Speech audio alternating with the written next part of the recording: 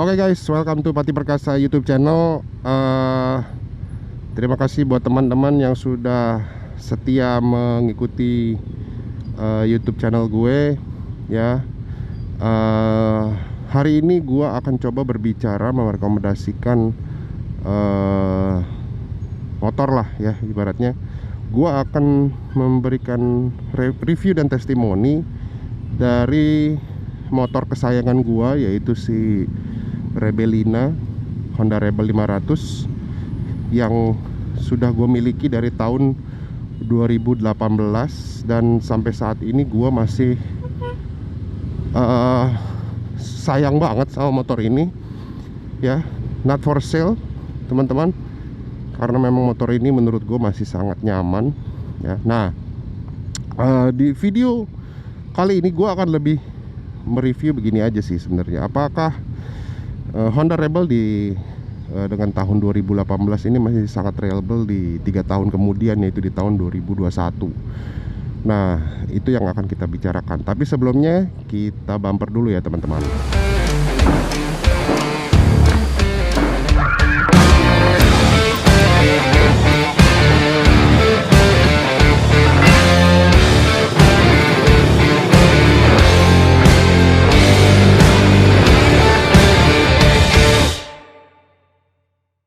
Oke, welcome back to Pati Perkasa YouTube channel. Seperti yang udah gue sebutkan sebelumnya, bahwa hari ini gue akan mereview atau memberikan testimoni dari motor kesayangan gue, itu adalah Honda Rebel 500 atau Honda CMX Rebel 500 yang pertama kali dirilis itu tahun 2017 ya kalau nggak salah ya teman-teman. Nah, motor ini gue beli tahun 2018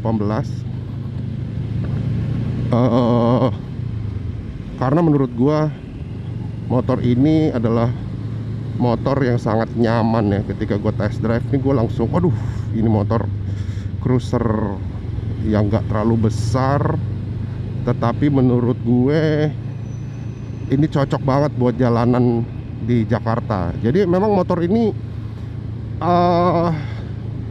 gue lebih banyak pakai buat harian sih, sama touring juga ya. Jadi dual purpose lah menurut gua. Ini bisa kita pakai harian karena menurut gua motor ini sangat-sangat fun to ride meskipun di keadaan yang sangat macet.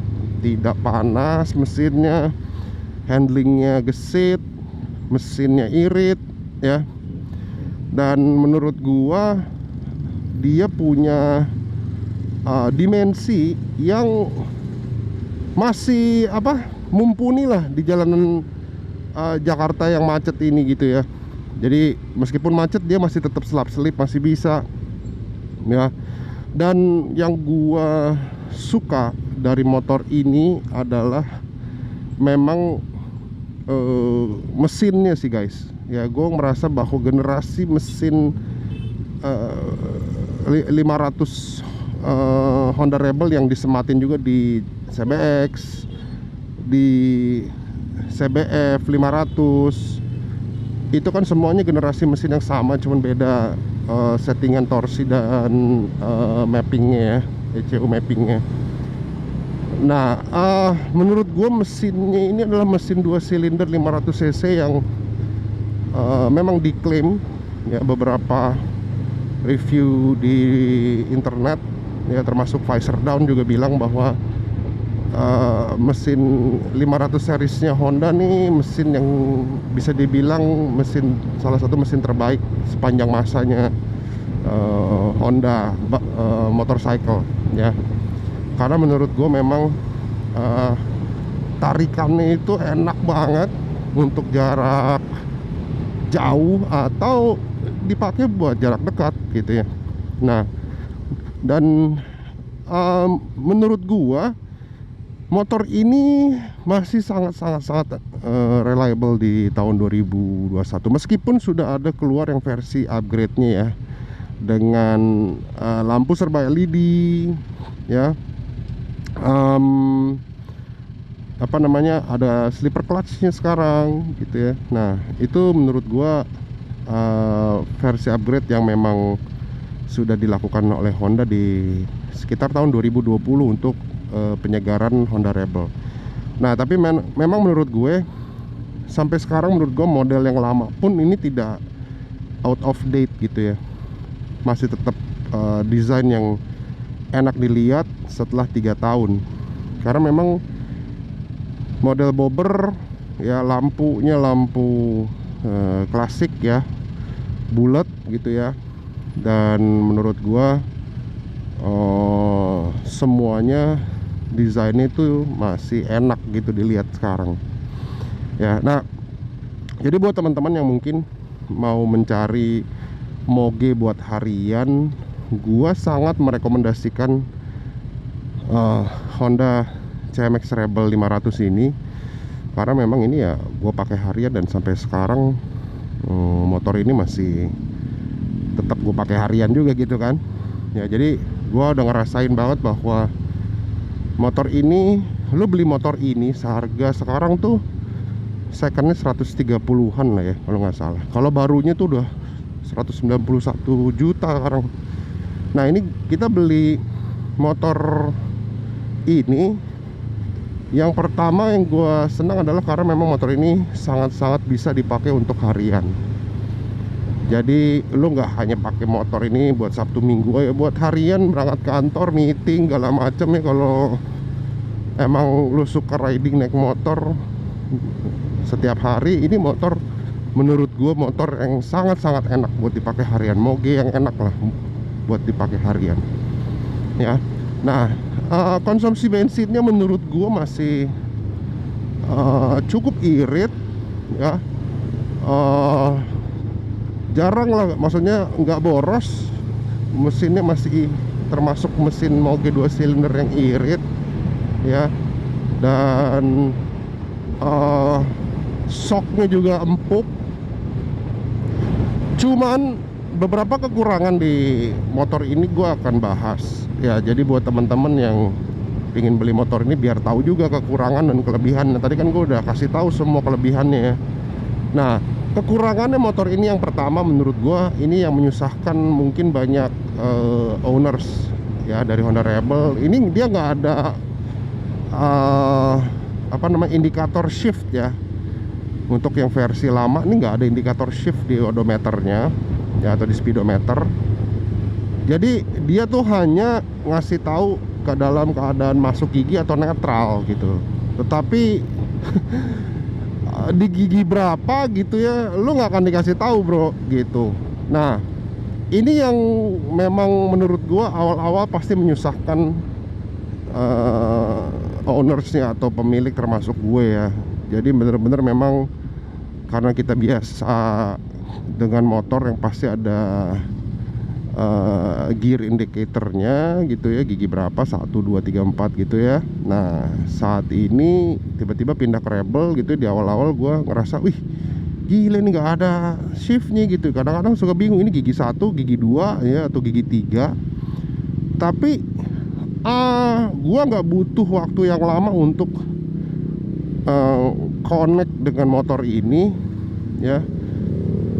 Suddenly memang lu lama-lama akan tahu bahwa motor ini berada di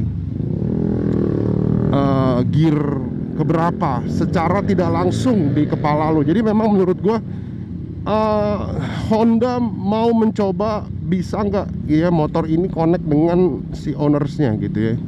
Dan akhirnya ternyata menurut gue ini bisa. Jadi gue tuh udah tahu bahwa ketika gue lagi ngebut gitu ya, gue nih di gigi keempat atau gigi kelima gitu ya, itu otomatis kepala gue tahu gitu. Karena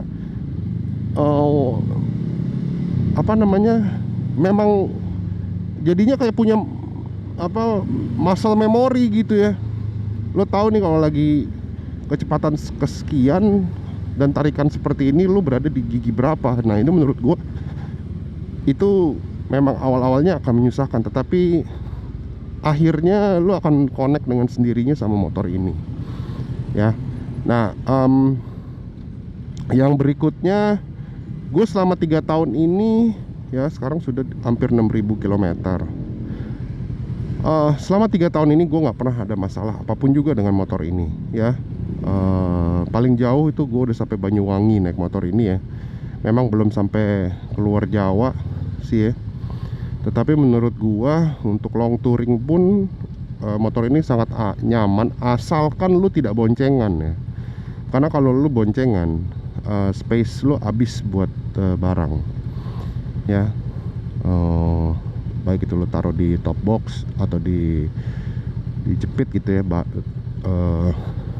pakaian lu di tas gitu ya, di bangku belakang, atau lu beli side box atau side rack buat naro tas ya. Tapi menurut gua motor ini sangat enak. Kekurangannya adalah memang ini tidak akan begitu nyaman buat boncengan, karena istri gua paling sebel kalau gua pakein istri gua tuh paling sebel kalau gue naik motor ini dan gue jemput dia gitu, karena memang boncengannya tuh tidak nyaman gitu ya guys. Nah jadi beware buat lo yang memang mencari motor untuk jalan bareng sama istri lo. Ya bisa sih, cuman gue yakin sih istri lo akan banyak teriak dan minta berhenti gitu ya, karena pantat agak sakit ya. Kalau buat yang mau jalan jauh, gue rekomendasiin sih kalau lo mau Honda juga ya 500cc ya CBX lah gitu ya, untuk berdua kira-kira gitu. Nah kekurangan berikutnya untuk servis motor ini di Jabodetabek hanya ada di 2 tempat. Satu adalah Honda Big Bike Dewi Sartika, satu lagi adalah di Honda Big Bike BSD. Menurut gua kalau buat gua yang tinggal di seputaran Cinere ini nggak ada masalah. Gua bisa ke Dewi Sartika atau gua ke BSD. Ini menurut gua jaraknya sangat-sangat enak lah buat ditempuh gitu ya, nggak terlalu jauh juga. Tapi memang buat yang agak-agak jauh gitu ya, ya mau nggak mau lo hanya bisa servis di 2 tempat ini gitu. Jadi lo nggak ada opsi terlalu banyak untuk servis. Dan menurut gue sih itu sebenarnya no problem, tapi disadvantage-nya adalah memang lo harus merelakan diri untuk agak jalan jauh kalau emang jauh dari tempat lo untuk servis motor lo gitu ya. Nah kira-kira seperti itu. Yang berikutnya kekurangannya menurut gua yang pasti lo akan langsung rasakan adalah ketika lo masih bawaan ban lo masih bawaan standar Dunlop ya. Standar Dunlop itu menurut gua ban yang tidak cocok buat di jalanan Jakarta atau di Indonesia. Karena menurut gua komponnya agak keras, sehingga lo akan sering ngerasa slip di jalanan-jalanan yang sedikit berbatu ya, agak sedikit licin mungkin dari hot mixnya. Nah sehingga mau nggak mau memang kita harus segera ganti. Kalau mau nyaman ya, kayak gue langsung ganti Pirelli MT 060 ya.